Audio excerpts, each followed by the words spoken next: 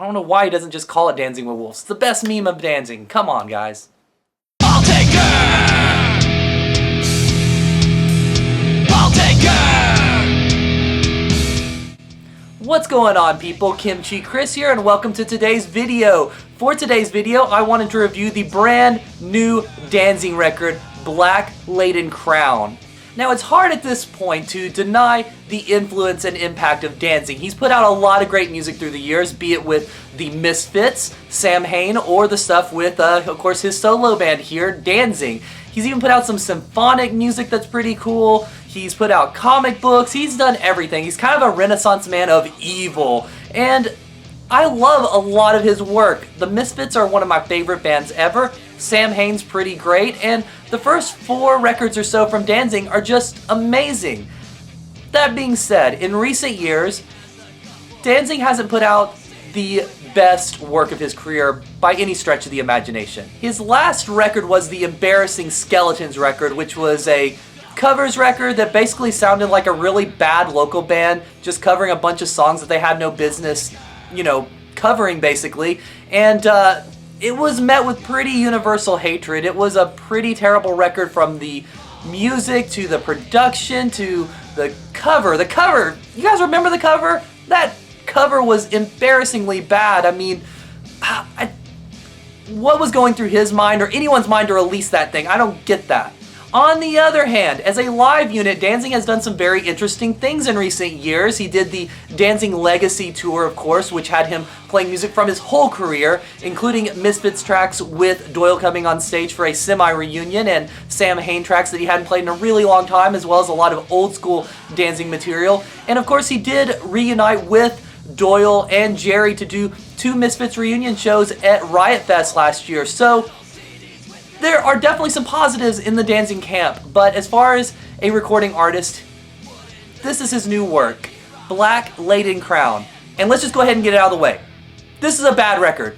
Not much quality on here. There's a few decent elements, but it's a bad record overall. Is it an improvement over Skeletons? Yeah, that wasn't hard to do, but it's a pretty terrible record. I know I'm going to get some hate comments below from all the Danzig fanboys and everything, and that's fine. This is my channel, and I'm voicing my opinion, and this is my review of the record. So let's just dive into this hunk of crap. And it starts out with the title track, and honestly, it doesn't start out too bad. The instrumentation is pretty good. It's heavy. The guitar riffs are cool and everything. And then the vocals come in. So this is obviously a Danzig record, and Glenn Danzig himself, of course, is the focal point, but these vocals are mixed so much to the front. They're just they just smack you in the face, and the instrumentation is just like almost completely in another room at that point. And that's not good, because through the years, Danzig's voice has not aged amazingly well. It's aged okay, don't get me wrong. There's a lot of vocalists at his age that are a lot worse, but there's no reason to have the vocals like all the way up here and the instruments all the way down here when you're at the level that he's at as a vocalist at this point. I'm sure this is because he produced the record himself, and it's all Danzig all the time in Danzig's world, and that's fine, but he needs an outside producer. That is very evident from just this first song alone. It might fare okay live when his vocals are a little bit more drowned in the mix, and a decent producer could do that. They could make the vocals a little more level, the guitars a little louder, and all that other stuff, but it's just really unprofessional sounding. That's the best way to say it. And, there's no excuse for that. He's been producing for quite a while, and he's been making music even longer. This just sounds really unprofessional, really immature, and that's just silly from an artist that's been around as long as he has at this point. And after that first track, the record just continues to suck. There's not much else to say. The second track, Eye Ripping Fire, it has one of the riffs from War Pigs in it. I don't know if anyone in the Black Sabbath camp has heard this song yet, but they should definitely sue over that. Riff's played okay. There's some other decent guitar parts in that song in all honesty, but between the riff-off and the vocals, just a bad track. There's nothing else to say about it. And the next track, Devil on Highway 9, it opens up okay, honestly. This could be a decent song. The opening riff is really cool. The guitars are great. The drums are on point. And then Danzig's vocals come in again and just ruins the whole song. And he sounds really old and really tired on this song. And I'm sure that he is old. I'm sure that he is tired. But guess what? He took a long time making this record, and if this is the best vocal take that they got out of the sessions, it's laughable. It's terrible. This record could really benefit from some auto-tune. T-Pain should have produced this record. This record would have at least been interesting in how bad it was if T-Pain produced it. I guarantee you that. And from there, the record just continues. I'm not gonna go track for track because, honestly, the whole thing sounds like it was made by an 11-year-old in GarageBand on their first attempt with no prior experience. It just sounds bad, and honestly, I feel a little bad for the band in this scenario because those guys can actually play, and you can tell that they're decent players on this. There's some okay guitar solos here and there, some cool drum fills, things like that, but with Danzig producing this, you're never going to get a good record, it seems like, at this point.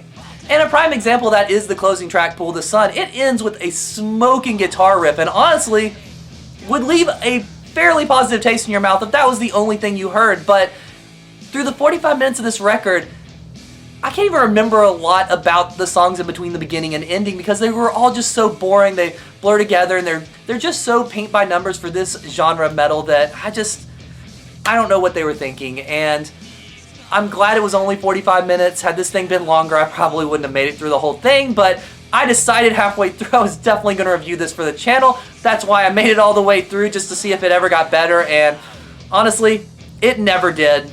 So if you love this record, I'm sorry that you had to watch this video, but I think it sucks. As for a rating, I'd probably give this thing like a 2 out of 10. Basically for some of the instrumentation that's not bad, but it's buried in such a terrible and muddy mix that no one's ever really going to notice that on the record. As a whole, I'd probably give it a 0 maybe if it wasn't for that, but there are some decent riffs and some decent playing on here, but that's really all there is to say about this terrible piece of work. So let me know what you guys thought about this record in the comments below. Let me know if you think I'm wrong, or let me know if you agree with me 127%. Either way, I got your view because you're still watching right now if you're seeing this. Thank you so much for watching on that note as well. Definitely subscribe to the channel below if you thought this was even a little bit informative, and maybe hit the little alarm so you get the updates. And give it a thumbs up, thumbs down, whatever. Interact in some way. Again, thank you for watching, and I will see you guys on the next video.